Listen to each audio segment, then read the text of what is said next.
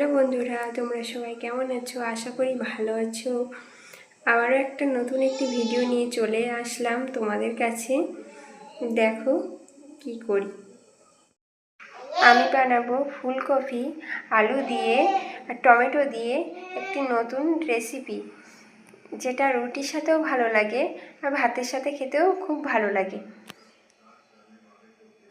প্রথমে একটি কড়াইতে পরিমাণ মতন জল নেওয়ার পর ওই কেটে রাখা ফুলকপিগুলো এরকম ছোট ছোট করে কেটে নিয়েছি। আমি এই কেটে রাখা ফুলকপিগুলো আমি ওতে ভাপিয়ে নেব। বেশি সেদ্ধ করলে আবার ফুলকপিগুলো ঘেঁটে যাবে, তার কারণে ভাপিয়ে নেব। আর ওর সাথে দিয়ে দেবো এই আলুগুলো আমি এইভাবে সরু সরু করে কেটে রেখেছিলাম।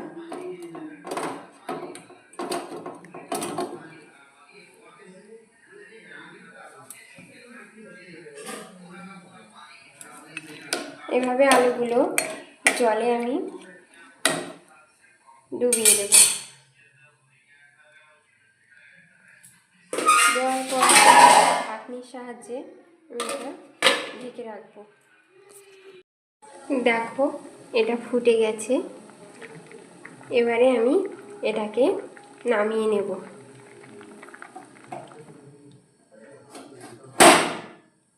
এভাবে একটা ছাঁকনি কামলির সাহায্যে এটাকে ছেঁকে নেব।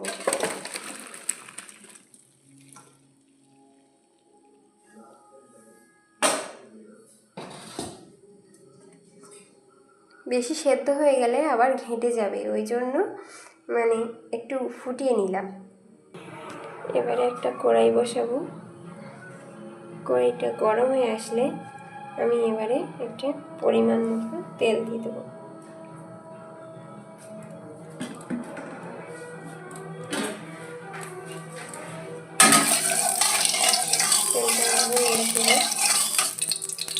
তেল গরম হয়ে গেছে। এই সেদ্ধ করে রাখা ভাপিয়ে রাখা সবজিগুলো তুলে দেবো।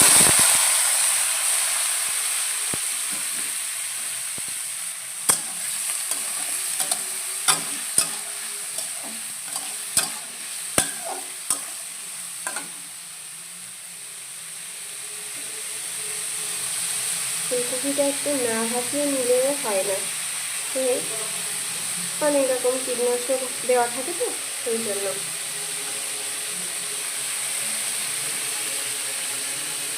পরিমাণ মতো লবণ দেবো।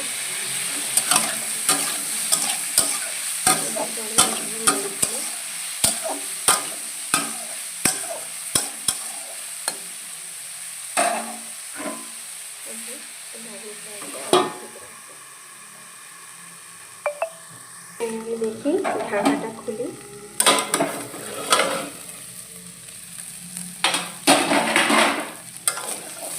এইভাবে আরো কিছুক্ষণ নাড়তে থাকবে।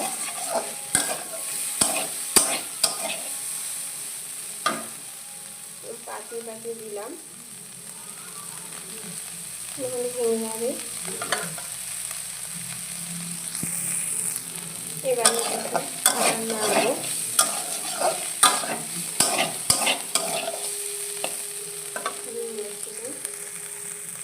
এবারে দেখো কষিয়ে রাখা পেঁয়াজ, টমেটো কুচি,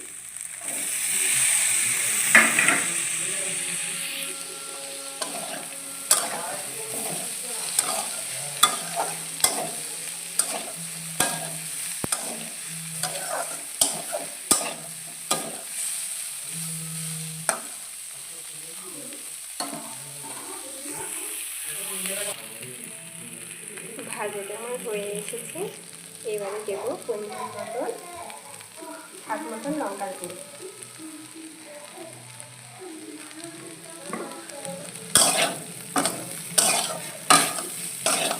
দিয়ে এভাবে নেড়ে আরও কিছুক্ষণ ভেজে নেব।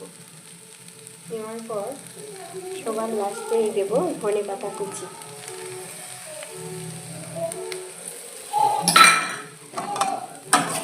দিয়ে এভাবে নেড়ে দেবো।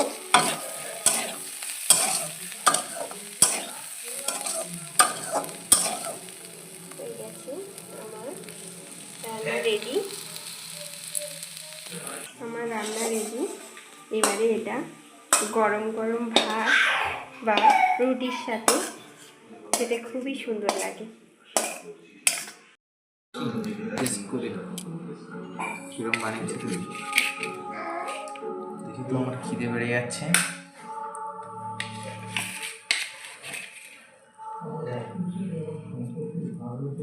ভাবতে পারলাম না, শুরু করে দিলাম।